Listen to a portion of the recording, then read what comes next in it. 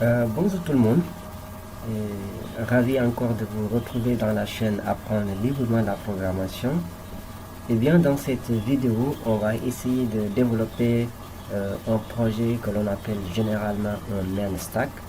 MERN stack, le M va signifier MongoDB, le E va signifier Express, le R va signifier React.js, MERN, voilà, et le N va voilà, signifie Node.js. D'accord. Et il y aura deux parties. On aura la première partie, ça va être de développer l'API, voilà, et l'API c'est ce qu'on appelle le back-end.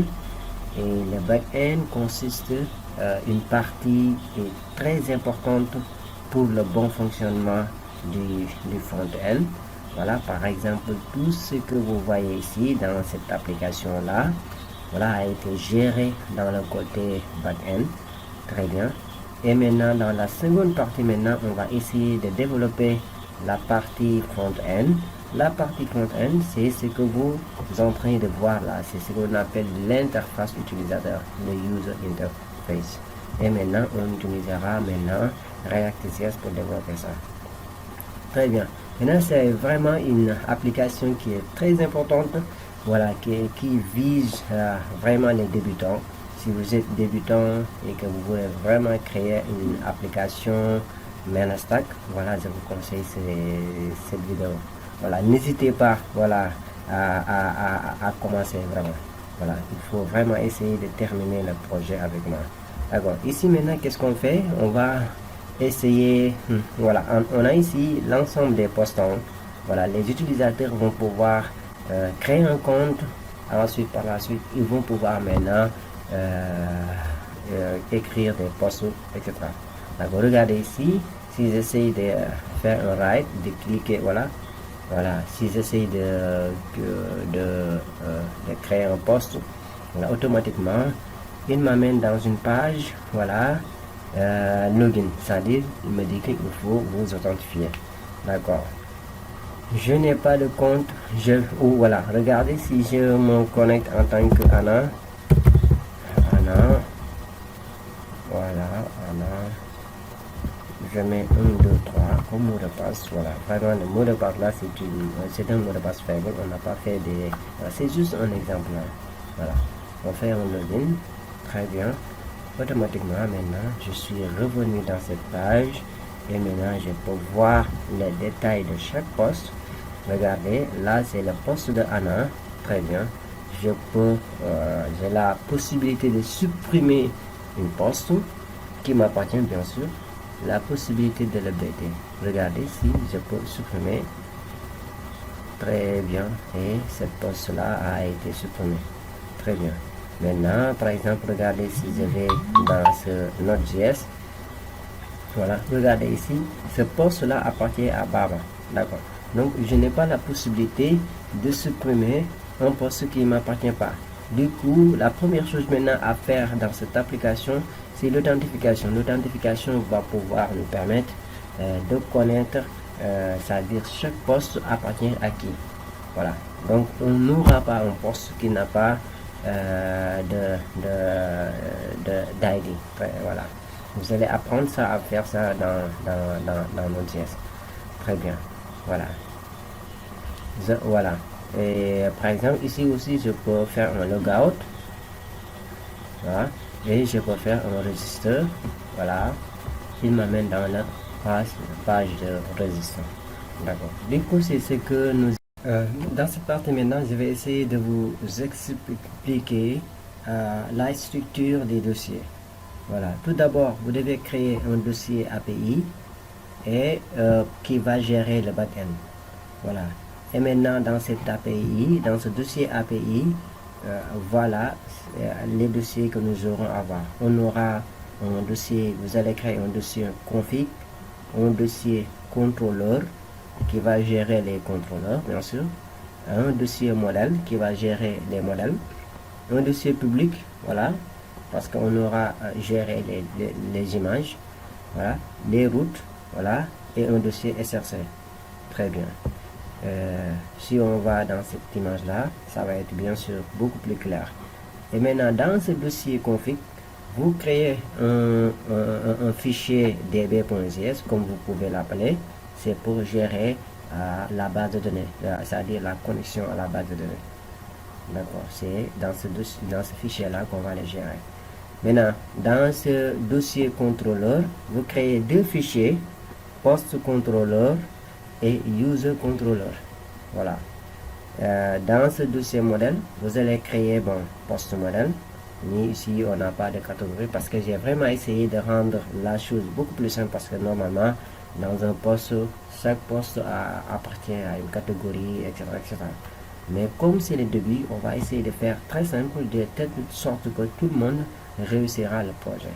Et maintenant après c'est à vous maintenant de pouvoir rechercher pour pouvoir mieux améliorer ça. D'accord. Mais de toute façon, essayez de créer un post modèle.js, user model.js. Voilà. Et dans ce route, vous allez créer simplement un post route.js, user route, etc. Et dans ce fichier SRC, dans ce dossier SRC, vous allez créer un fichier index.js. Très bien. Voilà. Maintenant, c'est ce que j'ai ici. Voilà. J'ai dans SRC, on a index.js. Très bien. Voilà.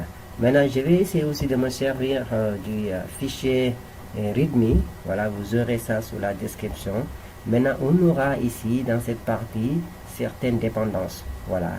La première dépendance que nous avons ici, c'est Express. Voilà. Pour l'installer, vous allez mettre npmi Express. Pour installer aussi Mongoose, vous allez npmi Mongoose, npm.env, Multer. Vous allez aussi installer Course. Voilà. Vous allez pouvoir aussi installer Colors. C'est une dépendance pour les couleurs. Voilà. Voilà. Ici, on le met dans le dev dependencies. Voilà. Dans ce cas, vous allez faire npmi-d colors. Voilà. Vous allez aussi installer Express Async Handler. Ça va permettre de gérer les exceptions. Voilà. Vous allez faire npmi Express Async. Voilà. Si vous avez Nodemon aussi, vous pouvez l'installer dans votre projet. Voilà, en faisant npmi-d Nodemon. Là, ça va être installé dans le dev dependencies, ou bien vous pouvez maintenant installer de manière globale en faisant npmi-g Nodemon. Très bien. Donc, je pense que ça c'est simple. Voilà. Donc maintenant ici, il faudrait maintenant faire quoi? Premièrement, pour installer maintenant toutes ces dépendances, voilà, pour sortir maintenant le terminal, c'est CTRL-J simplement. Voilà, vous faites npm init d'abord. Vous allez initialiser pour avoir par exemple le package.json en faisant npm init et -y. Voilà. Et automatiquement, le fichier package.json sera créé. Et maintenant, dans ce fichier package.json maintenant, comme vous l'avez maintenant, vous allez maintenant, toutes les dépendances là, vous allez faire npm, npmi express. Voilà. Ensuite, vous pouvez maintenant installer tout ça là en même temps. Voilà, en faisant mongoose, voilà, comme ça. Ensuite, .env, ensuite multer,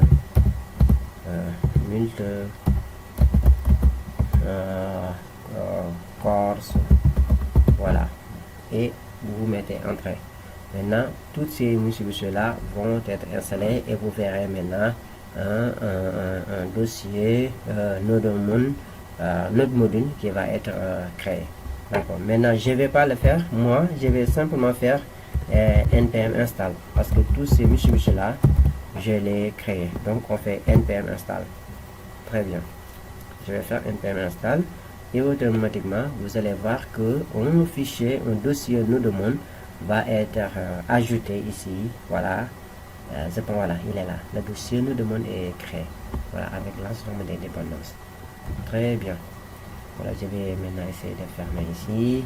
Et on va maintenant aller dans index.js. Très bien. Maintenant, dans ce readme, si on revient dans ce readme, voilà, comme vous pouvez voir aussi, voilà, à part Donc pour fermer et ouvrir le terminal, c'est toujours CTRL-J. Maintenant pour ici, pour cette barre là, c'est CTRL-B. Voilà, pour avoir plus d'espace. Maintenant on va voir le dossier README. Voilà. Ici, comprendre la structure du dossier, on l'a fait. Maintenant ici, on va essayer maintenant d'aller voilà, dans le fichier index.js pour pouvoir initialiser notre application en faisant const app égale express, voilà, et const port. Mais avant cela, d'abord, voilà, est-ce que c'est terminé d'abord? Je voudrais maintenant vous expliquer un peu le fichier index.js. En général, le index.js, c'est le fichier principal de notre application. Voilà, c'est vraiment le fichier le plus important.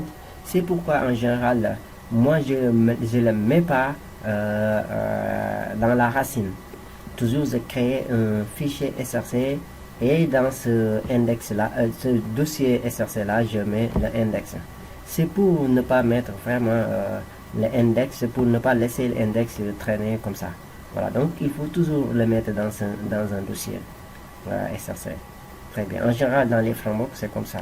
Le fichier index, il est toujours mis dans un dossier. Très bien. Voilà. Maintenant, si cela est fait, maintenant, vous avez installé l'ensemble des dépendances, des dépendances, tout ça là. Donc, on va essayer maintenant de voir le package.json. Très bien. Donc, dans le package.json, vous aurez bien sûr quoi? Vous aurez comme ça les dev dependencies. Voilà. Voilà. Vous allez aussi installer bcrypt. Voilà. Bcrypt. Je vais le mettre ici. Bcrypt. Voilà. Bcrypt, ça va permettre simplement de gérer, de pouvoir hacher les mots de passe. Très bien. Voilà. C'est pour hacher les mots de passe. Voilà. Voilà. Vous faire npmi bcrypt. C'est simple. Voilà. Je vais mettre 9. Très bien. Ok. Maintenant, si cela est fait, voilà. Ensuite, voilà. Vous allez aussi installer JSON Web Token, voilà. Parce qu'on aura géré ça, c'est pour gérer l'authentification. Voilà. Je ne l'ai pas mis dans le fichier README, donc vous allez le faire. C'est très simple, npmi JSON Web Token. Très bien. Voilà. Je pense qu'à part ça, tout est nickel. Donc maintenant, on va revenir dans la partie script. Voilà. Dans la partie script, il y a start. Voilà. Si maintenant je fais npm run start ou bien npm start, qu'est-ce que je vais faire? J'exécute node. Voilà. Donc node ou bien node est déjà installé dans votre machine. API, voilà, API, voilà, c'est ce dossier là. Ensuite src, puis index.js. Donc maintenant pour exécuter tout ce qui est dans index.js, par exemple ici je vais faire un clg de hello world. Hello world. Très bien. Ici maintenant pour pouvoir exécuter ça, qu'est-ce qu'on fait? On va faire un clear. Voilà. Et ici on fait npm start ou voilà start. Voilà. Npm start. Normalement on verra dans la console. Très bien. Voilà, regardez, on a hello world. Très bien. Qu'est-ce qui a permis ça? Parce qu'on l'a paramétré ici. On a dit quand on fait npm start, on va dans le node API src index.js. C'est la même chose que si je fais node, voilà, API, voilà, src, ensuite index.js. Voilà. Regardez ici, qu'est-ce que je vais pouvoir, voilà, on va essayer de faire autre chose. Voilà. Counter, let name,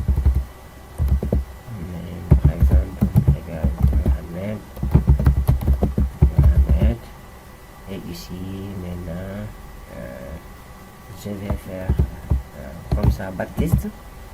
Hello dollar name. Très bien. Voilà. Ctrl S. Ici maintenant pour pouvoir exécuter, voilà, j'ai fait une note API src index.ss. Regardons. Très bien, comme vous voyez, ça est exécuté. On a Hello Mohamed. Très bien. Maintenant, ces multiples là, on l'a fait ici dans la partie exposition. Très bien. Maintenant, quand je fais npm run server, qu'est-ce qui va se passer? Ça va maintenant exécuter Nodemon.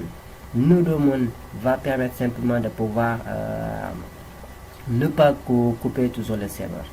D'accord. Ça va réfléchir. Une fois il y a changement, ça se réfléchit automatiquement. Très bien. Maintenant, je vais le faire. Je fais maintenant npm run. Voilà. Serveur, npm run server. Voilà. Vous avez vu Mohamed. Hello Mohamed. Et regardez, quand je fais un changement, quelque chose comme ça, let name, ou bien first name, là je mets ici, voilà, Alt Shift Flash d'en bas, je mets last name, je mets là-haut, voilà, ici je mets espace, dollar, last name, voilà.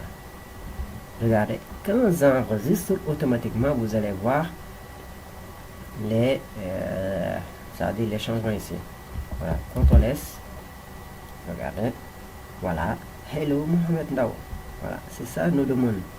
Voilà, donc on n'a pas besoin à chaque fois de couper les serveurs, voilà, pour voir les changements, etc. Non, non.